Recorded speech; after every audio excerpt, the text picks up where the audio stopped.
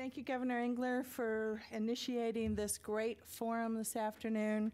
It's been really interesting to listen to the other panels on such a timely topic.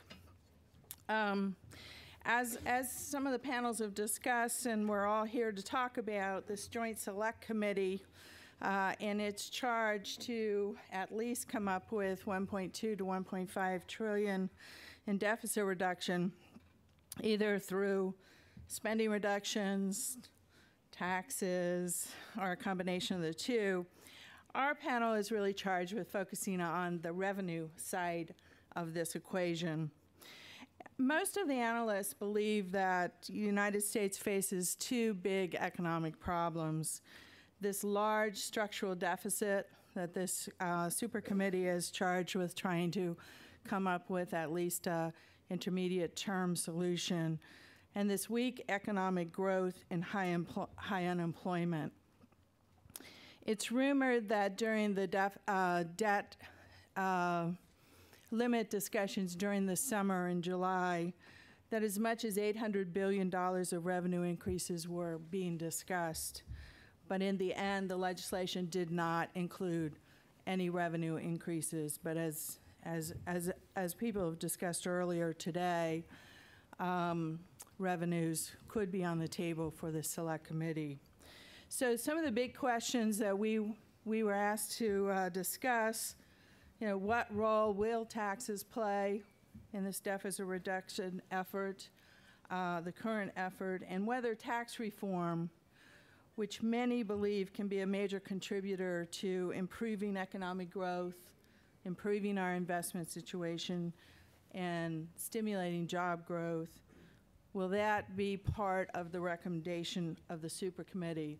We've heard some mixed views earlier today from other panelists, tying taxes to, entitlement reform. If you're going to do entitlement reform, tax reform needs to be part of that.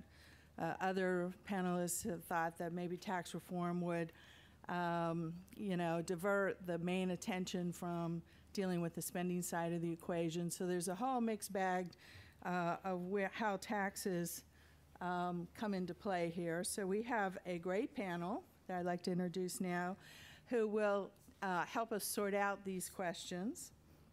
Let me start with Alex Brill, who brings to us the economic background. He served as a tax policy advisor to President Obama's Fiscal Commission, which was co-chaired by Erskine Bowles and former Senator Alan Simpson. Prior to that, Alex served as senior advisor to Chairman and to the Chairman and Chief Economist for the House Ways and Means Committee under Chairman Bill Thomas, and he is now a research fellow at the American Enterprise Institute. Next to him is Pam Olson, who is tax partner at the law firm of Skadden, Arps, Mahar and Farm. Hopefully I didn't murder that. And she heads the firm's Washington tax group. She served as Assistant Secretary for Tax Policy at the Treasury Department during the George W. Bush administration, and also has a very strong tax background from serving at the IRS and before at Skadden as well. And our final panelist is John Podesta, who is the president and CEO of the Center for American Progress. John served as President Clinton's chief of staff, and he also was a co-chairman of President Obama's transition team. So I'm delighted that we could be with you today, and what we've tried to do is set up a series of questions for our panelists. And first I'd like to start with a question for Alex, who served on the President's Fiscal Commission. We'd like to look back at that because many of the people in Washington discounted the likelihood that the Fiscal Commission could produce an agreement during a very short time frame, not as short as the super committee's time frame, but it was a very short time frame. And And while they failed to receive the supermajority that they were tasked to, they did receive a majority of the members of the committee. 11 of the 18 members agreed with the co-chair's proposal, including some very significant members who are currently serving in Congress today. So you have a body of work, and as the other panels have discussed, there is a lot of body of works that are out there. There's the Bipartisan Policy Center that also has done some work, and previous works under previous administrations. So, Alex, you served as a policy advisor to the Bowles-Simpson Fiscal Commission. What similarities and differences do you see between the Supercommittee's role and that of the Fiscal Commission in terms of the potential to, the role of taxes in this entire effort and the potential to achieve tax reform? Thanks, Lindy. That's a great place to start. The time I spent with the Bowles-Simpson Commission was definitely an informative one, and I was really quite impressed and struck by the hard work that all 18 of the commissioners put into the process, though, as you noted, obviously, ultimately, many weren't able to support the proposal. When I compare that effort with the one that's forthcoming from the Supercommittee, it's almost a day and night in construction. As you noted, Lindy, the very high bar set by President Obama in the executive order that created the Bowles-Simpson Commission, 14 out of 18 were required in order for that commission to be successful. In addition, the fact that that commission, unlike the Supercommittee, was a mix of both lawmakers and non-lawmakers, which I always think is sort of an odd combination for any sort of commission. Either I think we need to go outside of the political process and bring the experts together to give advice to lawmakers, or we need to bring the lawmakers together in a special forum. The Supercommittee is that special forum. It's, as someone in the last panel noted, it's much like a conference committee in essence. I think that the Fiscal Commission was not designed to maximize the probability of success. And I think that the Supercommittee is designed in a way, and that's from a number of aspects to it on a procedural perspective, including the fact that the Supercommittee can report out any amount of savings. So they have a target, but they're successful even if they reach half of that amount. And that also facilitates the Supercommittee's ability to be successful. On the substance of tax policy, I think there's both important praise and some criticism that's due to the Bowles-Simpson Commission, at least from my perspective of good tax policy. With regard to praise, I think that the Commission, and particularly the co-chairs, for their leadership on bringing forward to a national debate around tax expenditures, quote-unquote, spending through the tax code. Base broadening is basically what we're talking about here. They advanced that debate, and it has been echoed on the campaign trail as well as among members of Congress. Eliminating these tax expenditures is a way to basically pull out certain industrial policies that we have embedded in the tax system and lead us towards a more efficient economy over time. That is certainly one of the great benefits. In addition, on the corporate side, advocating for a lower statutory rate along with a territorial system, those are also both sound policies. I think that in terms of where the commissioners, their perspectives, there was really a lot of bipartisan support for all those ideas, including some of the commissioners that didn't ultimately support the plan, I think supported aspects of it on the tax side. On the criticism side, I'd just make two notes. One, Bowles-Simpson plan does increase the tax rate on capital gains and dividends, which is because of the sensitivity of capital to capital formation, taxes to capital formation. That's a concern to me. And two, I think, and this is a little bit wonky, but I think it's important to distinguish between statutory rates and the effective rates, the actual marginal rate that one could compute and the rate that's written in the tax code. And the base broadening, rate lowering approach promotes efficiency, but it doesn't necessarily reduce those effective marginal tax rates. That, I think, was acknowledged and understood by the members and the people who put together the proposal and worked with the commission, but it sort of hasn't been highlighted. In terms of the ability of the, your last question, the ability of the super committee to borrow from these recommendations, there's one piece, there's sort of one chapter that was missing from the Bull-Simpson report, and that chapter would have been titled Transition. That certainly was well acknowledged, that how you get from the code we have to the code that they wanted and outlined. It's a difficult thing to do. They didn't have the time to outline that. The super committee will have trouble drafting the transition rules, as those who worked on the 86 Act, I'm sure, know better than I do. But there are workarounds for that too. And I just close by noting that there's a provision in the president's budget, it's been there every year, to curtail, in effect, curtail tax expenditures for high-income individuals. And that could be looked at as a model and perhaps utilized more broadly. Before we move on to the next question, how important is it to succeed, for the super commission to succeed? You heard the last panel say, we're in the territory of, troubled waters from an economic standpoint. Financial markets are, bouncing all over the place. Our economy is quite weak.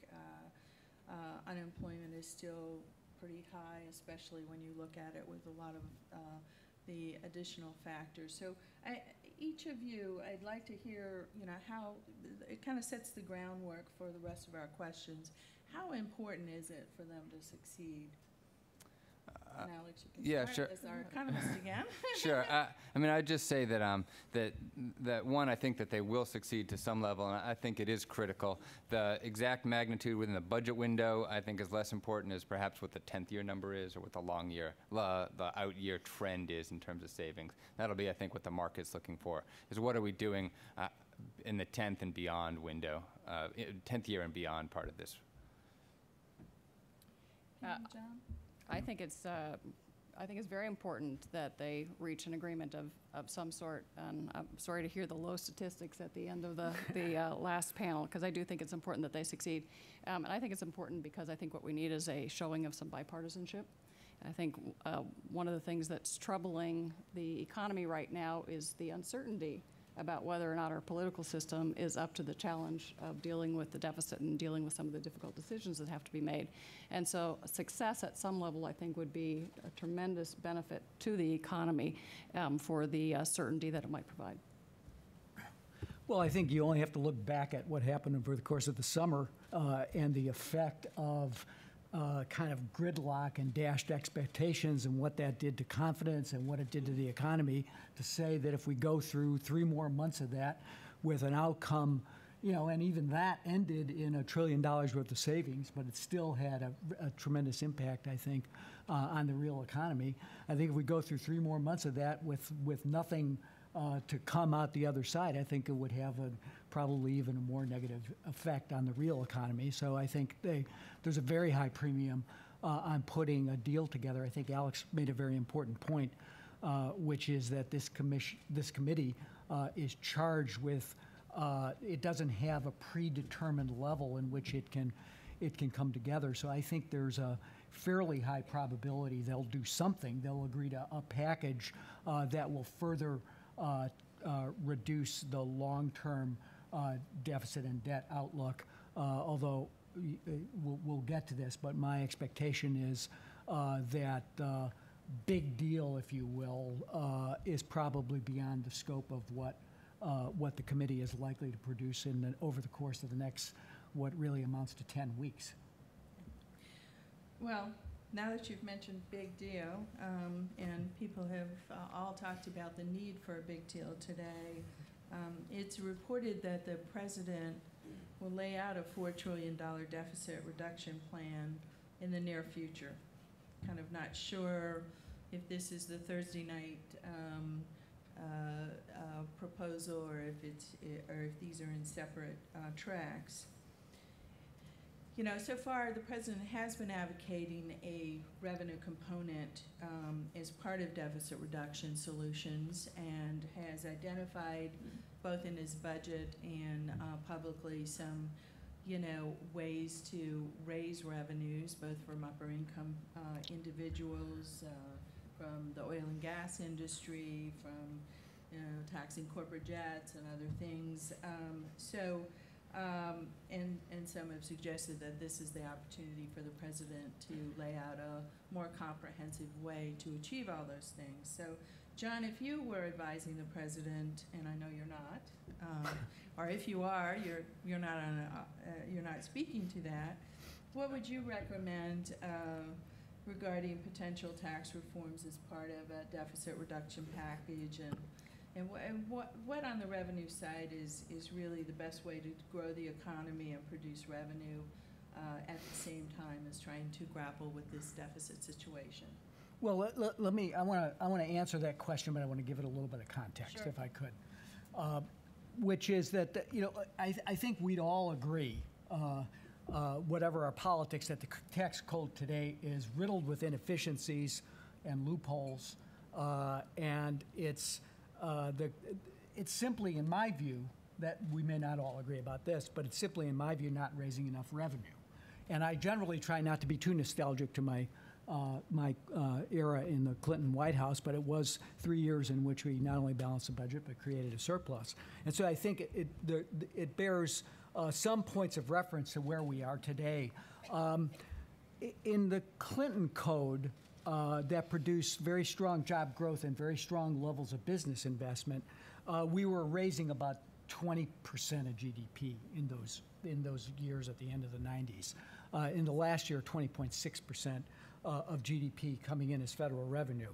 In the last 3 years, we're raising 15% of GDP. So that clearly is an intolerable situation that needs addressing. And I think that's why the president has said we need a balanced program, and that's why in terms of the ideas he put on the table in his discussions with Speaker Boehner, he said we've got to have revenue as part of this package, as part of a balanced package going forward. We also have, looking out into the future, we have still remaining high security demands, and we've got an aging population, which was discussed in the last on the last panel. With respect to complexity, if you take it from that perspective, the tax code is 3 times longer than when I walked out of the White House. And there are, according to the Joint Tax Committee, there are nearly twice as many tax expenditures now in the code. So again, I think probably we have a lot of agreement on the panel that there's clearly a need for broad-based tax reform to get rates that create a competitive economy and that end up leveling the playing field and eliminating the distortions that clearly are in the code. One other just point of reference, because people like to make it, we have the second highest corporate tax rate in the OECD, and we have the 5th lowest receipts as a percentage of GDP in the OECD. That's a tax code that's probably not working, in my view, if you think about those two things working together. So should the super committee tackle comprehensive tax reform, and should the president press to have comprehensive tax reform is included in this process that will unfold over the next, as I noted, 10 weeks? There, I think I'm a bit more skeptical, because I think it is really critical, as I know, the committee succeed in its primary mission, which is to find additional deficit reduction over the 10-year window. And I think that if you set the bar too high for this committee, it's actually more likely to not succeed at its primary goal, which is to come up with a balanced package of some revenue increases, some additional spending reductions, primarily on the mandatory side, and I think that 10 weeks is a pretty tough timeline in which to produce comprehensive tax reform. So I favor, I think, the two-step process that I guess Bill Hoagland talked about in the first panel, and that Alice Rivlin endorsed in the second panel, which is get done what you can get done between now and December. And that's going to require, I think, closing some loopholes, raising some revenue, along with further spending reductions, and set the stage for more comprehensive tax reform going forward. I think the other factor that I would lay into this, and some principles maybe for the committee to consider, is we need to improve the prospects for short-term growth and job creation. That's what the president's going to talk about on Thursday night, and I think the committee needs to be attuned and attentive to that. John Larson suggested actually changing the mandate of the committee to include that and is pushing to have an amendment to the committee's charter, if you will, to include that as part of the thing that they're looking at. I think any near-term tax relief that is included in that need for job creation needs to be paid for over the 10-year window. As I said, I think there has to be more revenue, not less.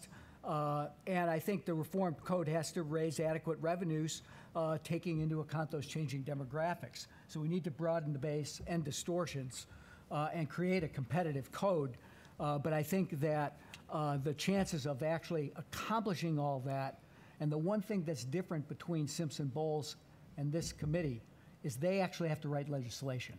Simpson Bowles only had to give notional ideas about what a rate might look like and think about all the tax expenditures that were in the code and say, well, you can get rid of a bunch of them and get that rate down.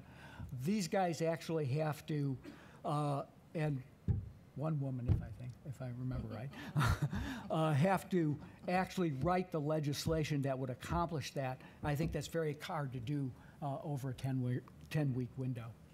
I mean, I think I didn't talk to Bill, I didn't have a chance to talk to Bill after he spoke, but this two-step process that he suggested was, I think, the notion of this expedited bill would include a process for dealing with tax reform. I'm not sure if it was on an expedited basis like this deficit reduction would be or not. Would an expedited tax bill be something that is worthwhile considering as part of this process, or is that what you were suggesting? Well, I think that's essentially where the Gang of Six, which became the Gang of Five, was headed, which is do one tranche now. Now, that's already happened in the summer with respect to discretionary spending, and we've already taken $1 trillion, 8.5% cut in domestic discretionary spending. That has already been enacted. But do one tranche now, add revenue, add some mandatory savings, and then go forward with a process and an expedited process with an up or down vote, get rid of the 60-vote requirement, and use essentially a budget reconciliation process to try to get tax reform that will raise revenue through the Congress and perhaps even additional mandatory cuts. Okay. All right. So wanted to turn next to Pam and have a discussion around, and John teed this up as well, the fact that our corporate tax system is well known to have, the second highest corporate tax rate, at least in the OECD world of developed countries.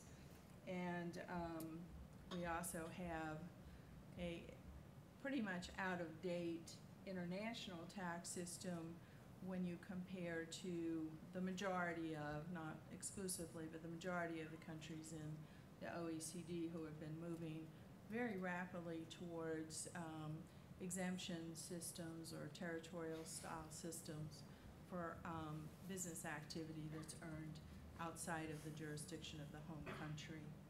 So, Pam, I think what we talked about is that you would cover the key elements of tax reform that would improve the United States from an economic standpoint, and discuss somewhat the impediments that the current tax system have to, to continuing the, robust investment that we have experienced in the past from foreign sources.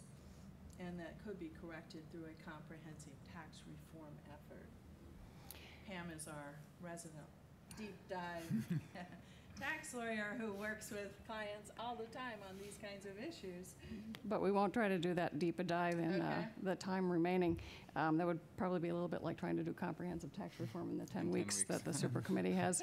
I think important to recognize that all taxes distort. They distort decisions about saving, working, investing, and that the current tax system is particularly distortive for the reasons that Alex and John have both already alluded to. We've got a narrow base, relatively speaking, made more narrow by deductions, exclusions, and credits. And we've seen, as John mentioned, a particular growth in tax expenditures in the last few years. We have added credit after credit and exclusion after exclusion, deduction after deduction to the code. And all of those things distort the economy because they distort people's decisions about where to invest. There's tremendous national income benefit to getting rid of some of the distortions because every time we push an investment dollar in a different direction than the direction it would otherwise go, the effect is to alter the return on investment that would otherwise come about. And that reduces national income, and the more we reduce national income, the less that we collect through the tax system, whatever the tax system is. So it's really important for us to address some of those tax expenditures. We could start by taking a hard look at some of the things that we keep routinely extending and asking whether or not those are things that we ought to continue to extend. But in the final analysis, we've got to take a much harder look at the tax code if we're going to bring things into balance. As Lindy noted, we've got a particularly high rate of tax on certain kinds of income. That would be the corporate income in particular. When you take into account the double level of tax on dividends and capital gains from the sale of corporate stock, it's about 45% under current law. 60% if the, can we call them the Obama tax cuts now since he presided over the extension? If the Bush tax cuts or Obama extended tax cuts expire at the end of next year, then it goes to about 60%. So a very high rate of tax, and that doesn't take into account state taxes either, of course, which when you add them in, push our tax level to the second highest in the OECD. But so there's tremendous potential benefit of undertaking a comprehensive look at the corporate system and looking at some things that would allow us to bring the rates down. And that does mean that we have to do some base broadening. One of the things that's sort of odd is that the corporate income tax enjoys so much popularity in the general public because it is perhaps the worst form of a tax. It's invisible. The more recent economic studies suggest that the burden of the corporate tax is actually borne by workers to a substantial extent and perhaps a growing extent as capital becomes more mobile and as the world becomes a much smaller place in which to do business. Our worldwide system of taxation, as opposed to the exemption system or territorial system that Lindy mentioned, is a particularly peculiar way of taxing corporate income or not taxing corporate income because of its lockout effect.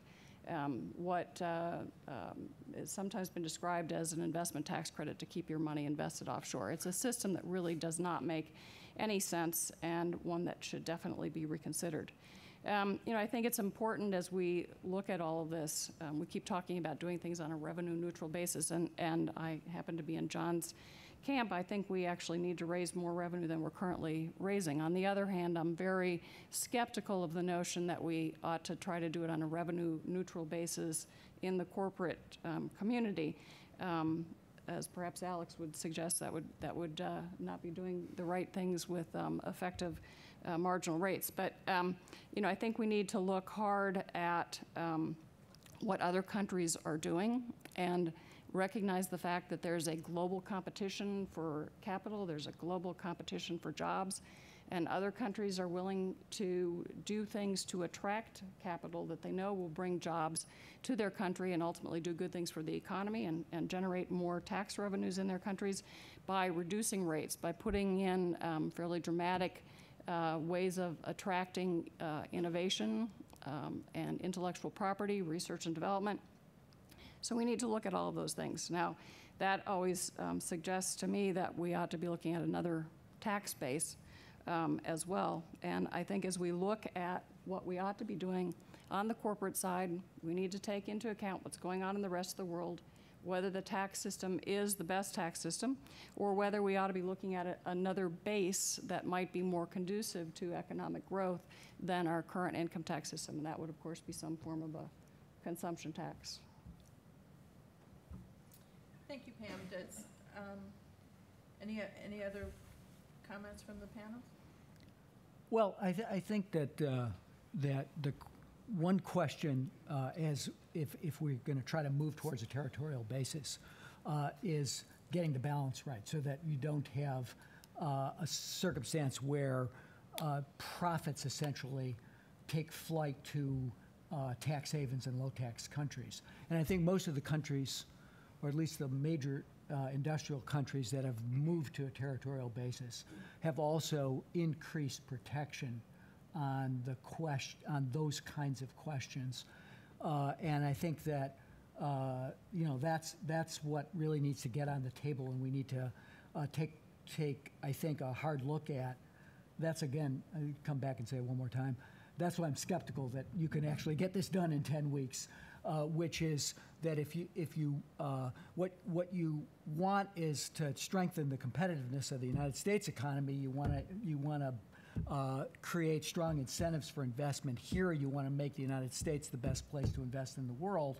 That doesn't necessarily mean taking the corporate tax rate to zero. What it means is to have a competitive tax system, but one that guards against abuse of profits sort of being artificially posted in tax haven countries. So that's not an easy, I think, task for the Finance and Ways and Means Committee. Alex lived that through that.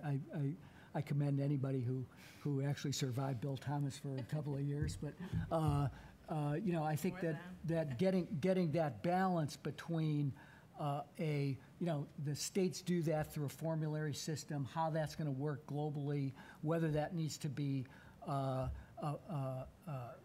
coordinated with our other, particularly OECD partners, but our G20 partners, I think are all questions that really haven't been explored in great depth. And I would guess maybe a few members of the Ways and Means and Finance Committee understand that, but virtually no other members of the Congress probably have a good appreciation for what's the trends are that Pam talked about, which are the global trends on taxation.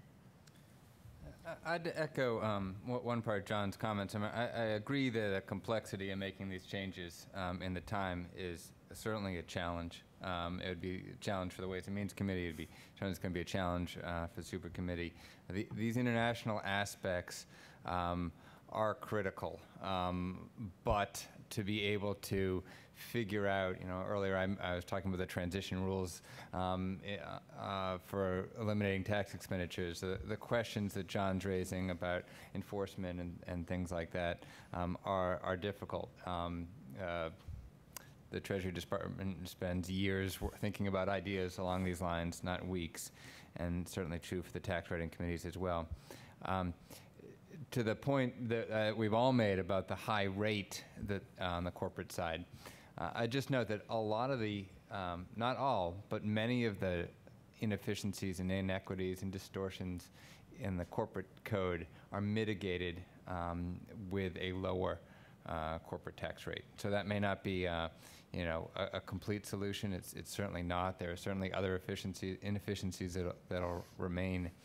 But some work that I've done with a colleague of mine at AEI, as well as some other research, suggests that there is certainly a relationship between, and an inverse one at times, between the statutory rate and the tax collections on the corporate side. And so we could both address some of these debt equity distortions and some of these domestic international distortions by simply focusing on the rate. The rate, if that is something that the Supercommittee chooses to examine, it certainly is something that they could draft a change in the rate. That would be draftable. All right, thank you. Well, I wanted to go back to the economics of tax reform and what key elements of tax reform might measurably improve economic growth in the United States and, you know, provide some potential gains to the economy here, and what would those gains be? Also, you know, discussion earlier today and kind of a little bit underpinning here is there's often a discussion about doing tax reform on a revenue neutral basis, and are there some economic gains that can be achieved even though the bill is done on a revenue neutral basis? And kind of you know, from an economic standpoint, incremental reforms versus permanent reforms, you know, what do you achieve on each of those? So, Alex, if you could spend a couple minutes on that. Sure. A couple thoughts. First, with regard to the job question in general, I think that it's important to remember that tax reform, structural changes to the tax code that make it more competitive or more pro-growth are about long-term economic growth and long-term job creation, not short-term stimulus issues. And those are actually, I think, likely in conflict. I think it's difficult to both jolt the short-term economy and have changes that are long-term. That seems a bit too far. The comment about the notion of offering an amendment to alter the mission of the Supercommittee, I think that would just definitely make their job more difficult. To both pursue long-run fundamental economic growth policies and reduce the deficit and jolt next quarter's GDP would be particularly difficult. More broadly, to the topic of short-run versus long-run tax policy, Pam noted the number of provisions that are frequently expiring. I think we're all well familiar with that list. You know, my view is simply stop. I think we need to stop the temporary tax policies. It's all or nothing. Do them or don't do them. That's true. That's my view with regard to the payroll tax holiday, which obviously we're going to be debating over the next weeks and months. That's my view with regard to the R&D tax credit. Either do it and make it permanent or forget it. But to do it retroactively is just to throw money at decisions that have already been made. That's more uncertainty for those who are trying to make business decisions by interfering, by injecting tax variance, basically. My view here is actually a little bit different than it once was. I used to advocate in the last recession. I was an advocate of a temporary tax provision, the expensing provision. In fact, I argued strenuously to extend and beef up that provision when it went from 30% to 50%. There is some evidence that policy can change, certainly change the timing of investment and may change the aggregate amount. But the costs that are associated are not insignificant. And I think that as a general principle, if we had to pick one, it would be that we should have 0 temporary policies instead of trying to figure out which ones are more effective, and also when to turn them on and when to turn them off, and how many times to renew them before we finally let those temporary policies lapse if they are. Tax reform should be about permanent changes and about growth that we're fostering over the long run. And the road to that tax reform within the income tax framework would be one that, as others had mentioned, move away from industrial policy. And so our largest tax expenditures are industrial policies. We've identified preferences, preferred industries, sometimes for good reasons, sometimes for not. And to the extent that the tax code focuses on its core principle, which was to raise the amount of revenue necessary, whatever that may be, 15, 21, 18.8, everyone has a favorite target, but that should be the goal. And so we can transition out of that industrial policy towards a system that, as an income tax at least, would be a broader income base, and one that's simpler. The other two things that I would just note in terms of sort of goals, one would be just the notion, it's an empirical fact, that when you tax things that are very sensitive to tax, meaning that they respond to people shift their behaviors very quickly or very easily, those are the things that we don't want to tax. We want to tax things that are less responsive. And the evidence has been that when we tax capital, capital tends to be very sensitive. Capital formation tends to be very sensitive to the cost of capital, and therefore it's not ideological that I advocate for low taxes on capital. It's that by reducing the taxes on capital, we tend to have more capital formation, and the benefits of that actually accrue, as Pam noted, across the whole economy. Particularly, they accrue to wages as well as to owners of capital. And finally, I'd just add, as Pam described in greater detail, our economy today, compared to say 1986, when the tax code was last reformed, is far more global, and we need to recognize that as we sort of move towards any new system, whether it be an income tax system or another type of reform. Recognizing the mobility of capital across borders and the ease with which managers and executives can utilize the tax code to minimize tax burdens in a global structure is a reality that we face today. And so we need to sort of embrace that reality and sort of go with the tax system that's going to generate the revenues while minimizing those distortions. Thank you, Alex. One point that I would like to follow up on one point that Pam made in her discussion, and that is that some of the recent work of economists have indicated that the corporate tax burden may well be borne more by workers than in the form of lower wages than was originally thought, since there's capital flow will flow internationally where it can earn its highest after-tax return if in the whole mix of corporate decision making. And that, as Pam noted, that came up on the campaign trail. I think the presidential candidate Mitt Romney mentioned that recently, and the general public is not,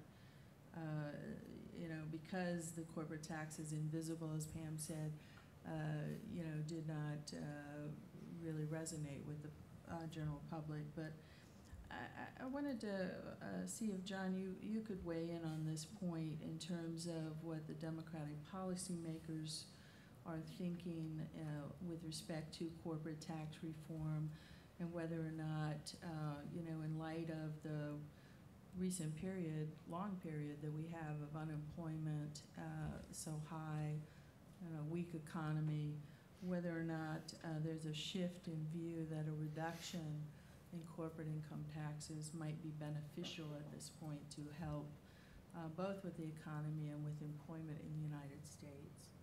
Well, I think, look, they're concentrated on trying to get job growth going again in the U.S. And I think that this overall effort at corporate tax reform is one that's aimed at, and I think Democratic lawmakers as well as Republican lawmakers are interested in it because it'll create a more competitive economy. But this idea that they're focused on it because the corporate tax is really burdening workers, I think probably doesn't cross their mind that much. I think it's a kind of a fancy version of trickle down. And I think if they look at how the economy has performed overall, particularly over the last decade, wages have been stagnant. Job growth was weak before the Great Recession. The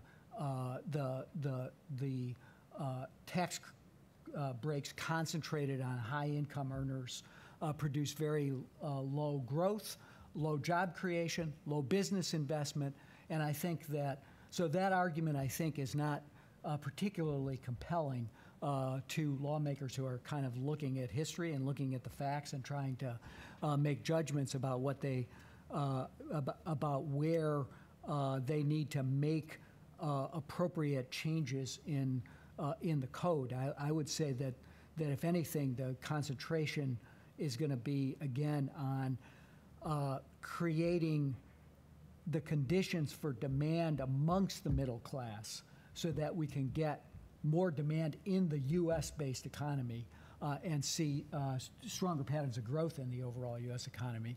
And therefore, I think they're probably going to concentrate, and I suspect when the president talks tomorrow, he's going to concentrate on direct inputs in the short term, in the sense that challenges Alex's view of the world, to try to get job growth going right now, both through demand mechanisms and conceivably through business investments that are putting people back to work, rather than worrying, rather than assuming the indirect effects of a lowering of the corporate tax rate without concomitant increases in revenue someplace else to take effect of that, which would only deepen the deficit problem. So I think that they're going to look for balance. It's going to be concentrated on the middle class or direct job production through you know, a version of a credit for businesses that hire additional people. Any concern about raising taxes while the economy's so weak still? Well, I think that you know, I think the chances of our raising taxes in 2000 but through this committee process in the fiscal year 2012 or 2013 are pretty low. I don't know if my colleagues would agree with that. I think what the committee needs to do, again, is find a way over the 10-year window to significantly provide a revenue base that's going to support the government. But I doubt that will, I think, to some extent, parallel to where the spending reductions are likely to increase over that 10-year window. I think the tax receipts will also be minimal in the short term, but increase over the you know, over the longer period of time. And do you think the target should be, as you mentioned, when you left the Clinton administration, it was roughly 26, because that's higher than the historical average for revenues? Well, Alex said, you know, whether it's 18, 21%, something in between, those are big differences. Those are big numbers. And I would just note that the last time 18% of revenue, which is now the favorite figure amongst the, at least amongst the Tea Party gang on Capitol Hill, would have balanced the federal budget was in 1966, before Medicare and Medicaid kicked in as spending, before the big Vietnam buildup. I mean, that is a very, very low revenue base if you want fiscal balance. Now, if you're prepared to run, you know, structural deficits that keep the debt about where it is, and you know, it's still, I think, very low given the demographics of the aging population. In 1966, we had 9% of the population was over 65. By 2030, it's going to be 20%. So I think you have to take account of both the changing demographics of the country, the commitments we've made to keep people out of poverty. Before Medicare and Medicaid passed, 25% of elderly Americans lived in poverty. That was reduced to 10% during the Clinton and Bush years. Do we want poverty amongst elderly Americans to go back to 25%? I don't think so. So I think it's going to, we've got a different country, different commitments at the federal level, an aging population. It's going to require a revenue base that's with fiscal balance. That's going to require something on the order of where we were under Clinton, or maybe even a little bit higher than that by the time we get to 2020 and 2030. Yeah, I didn't mean to imply that that 18, 20, take your pick. These are small differences. John's absolutely right. These are huge differences, right? A percentage point is $140 billion. So it's a $1.5 trillion over 10 if we just wanted to argue between 18.5 and 19.5. And so it magnifies significantly, when you start to talk about 2 or 3 percentage points, outside of the norm. We've certainly had large swings in receipts. Now receipts are very low as the economy is very weak and employment is very low as well. If in a strong economy those receipts would be higher, they wouldn't be back to the levels that they were at the end of the Clinton administration, where particularly capital gains receipts were very high at that time. The other thing I just note, and John will correct me if I'm misinterpreting, but with regard to Lindy's question on sort of the economics of the burden of the corporate tax, I think that research is really quite interesting. A lot of it is new in just the last few years, and I guess the takeaway for me is that economists really have their work cut out for them to convince the lawmakers that that's true. And it is new work, and it's based on new techniques and new data that's available. But I think it's helpful to hear what you said, that that sounds, I think you said, like a fancy version of trickle down. I think it's not, but what matters is what the perception is among the lawmakers. And so if people want to advance that case, they're going to have to do a lot more educating. Let me do one more follow-up question, then we're going to go to the audience. So start thinking of your questions. Many commentators recently, and there's been testimony before Congress as well, I believe that ultimately addressing our fiscal situation involves a new source of revenue, which Pam alluded to as well, going to consumption tax. I mean, we had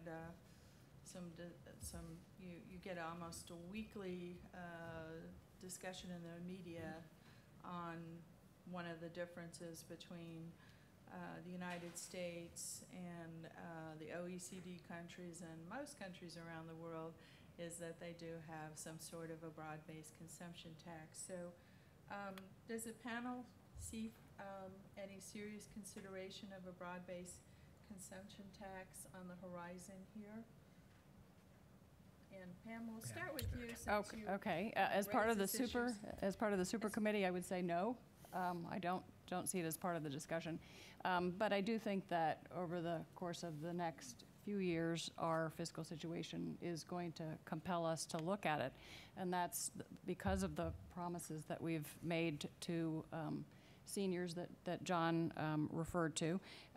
We've got to look hard at the promises that we've made, as I think the panels before us discussed, because those costs are growing out of control, and we've got to find some way to bring them back into control. But even if we bring them back into control, one of the advantages that a lot of other countries have relative to the United States today is that they do have a strong consumption tax base on which they rely for a significant part of their revenue.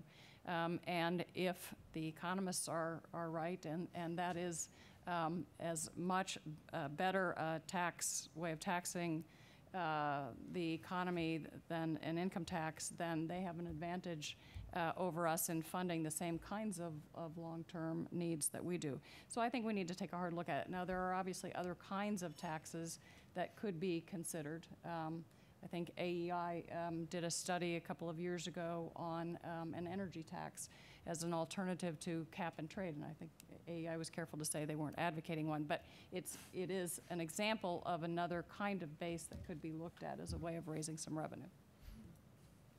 Well, it's really, really unpopular, and it's, I think, really, really hard to get it through the American political system. That's a conclusion I've drawn. We actually, when the Center proposed a comprehensive health care reform plan, we suggested it be paid for with a small value-added tax, and a slightly more progressive version of a value-added tax.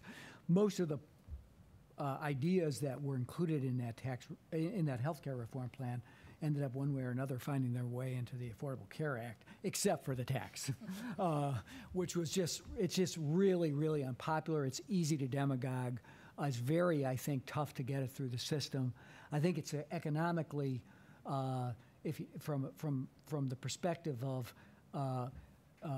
taxing consumption and creating a better platform for investment for the long term, there's a lot to recommend it, but I think it's very, very hard to do it politically without the demagoguing. I would say that I think the chances of that happening really do come down to two things. One is an energy tax. We both AEI, CAP, several other think tanks participated in an exercise that was encouraged by Pete Peterson and his organization. I think left and right, I think maybe 4 or 5 of the plans that actually ended up either stabilizing the debt or balancing the budget included a tax on energy. I favor an oil import fee. That's controversial, but I think it will be. I think it makes sense, and tax is something that we end up wanting to depress, if you will. I recognize that it's social engineering, but 50% of our trade imbalance comes from importing oil, and I think it would push the overall economy towards more efficiency, particularly in the transportation sector. So I think that's a kind of vehicle that's a consumption-like tax, a broad-based energy tax, may be in the offing. It could be set relatively low and raise a significant amount of money, I think.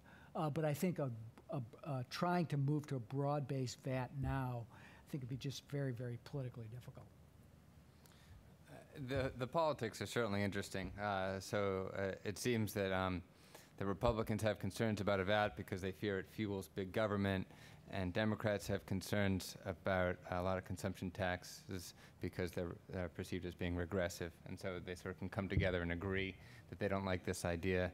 On the other hand, when you look at the debate on consumption tax, it seems to be there's a voice out there that is suggesting these are non-lawmakers, but partisans nonetheless. There are those who advocate for an add-on VAT of some sort, and they say, well, it can be small. We could have an exemption for it or something like that, but it's needed because it's the most efficient way to tax, and because of the shifting demographics, we're going to need more revenue. That tends to be from the left. From the right, there's a voice that says, the current system we have is so anti-growth. What we need to do is rip that code out of the system and replace it with, and then you fill in the blank, national retail sales tax or Hauer-Buschke tax. I'm an advocate of what's known as the Bradford X tax, which is a progressive consumption tax. Ultimately, it ends in gridlock, I think. But I would note that there is, in a sense, a third way, which are changes within the current system. The system itself today is a bit of a hybrid. We have 401k accounts and savings accounts that provide preferential treatment for savings. We do have a preferential treatment for cap gains and dividends, despite the fact that we don't quite have 2 layers of tax on corporate income. We have sort of 1.5. So there are reforms that could be pursued within the current context, which is taking us in the direction of a consumption tax from an economist's perspective. Of course, still leaving us with all the complexities and inefficiencies of the current system at the same time. Or maybe adding to it. Or maybe adding to it.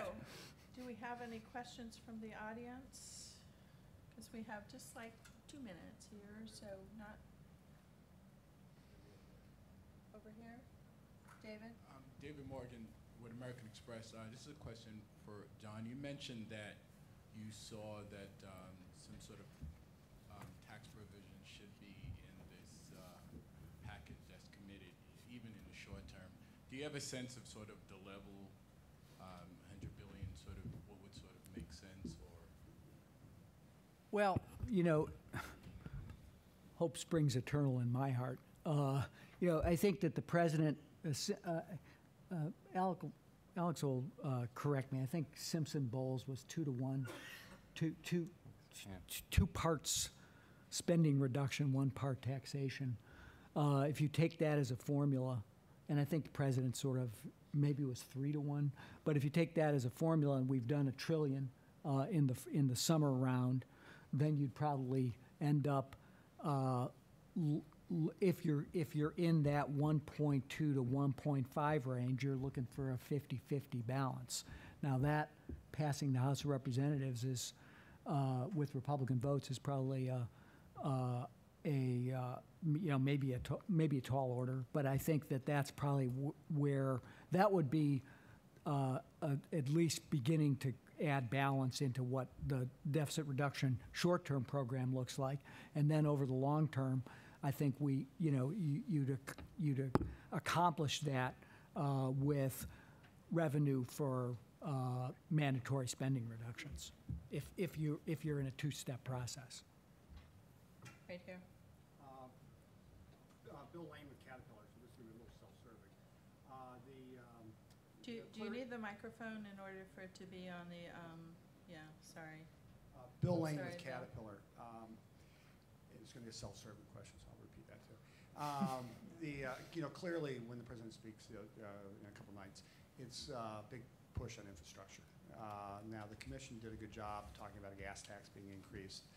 Do you see any recognizing there really is a bipartisan appetite for more infrastructure, at least in the abstract, whether, when you get down to what that actually means, it becomes a little bit more problematic.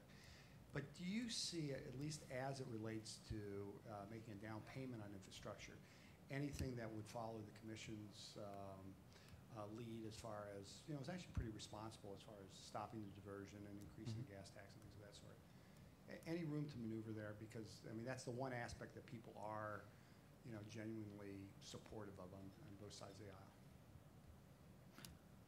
Well, I'll start, but I think we'll see that play out in the next few weeks. Even, we're talking about this 10-week window. We got a surface transportation bill that's pending. We got the FAA bill that got, pushed over and delayed. And so I think the appetite for infrastructure investments, the president's determination to get more infrastructure spending going in the near term over the course of the next 2 weeks, whether there's a appetite for a new round of Build America bonds, et cetera. We may know that in the next several weeks, not between now and December, because I think that how that fight plays out, particularly on surface transportation, extension of the gas tax, et cetera, is going to happen before the end of September. And I hope the president's successful in convincing the Congress tomorrow or Thursday that. No, no. We had that fight. Right. We already had that fight. You said that, yeah. We're now interfering with the opening in the NFL. Yeah.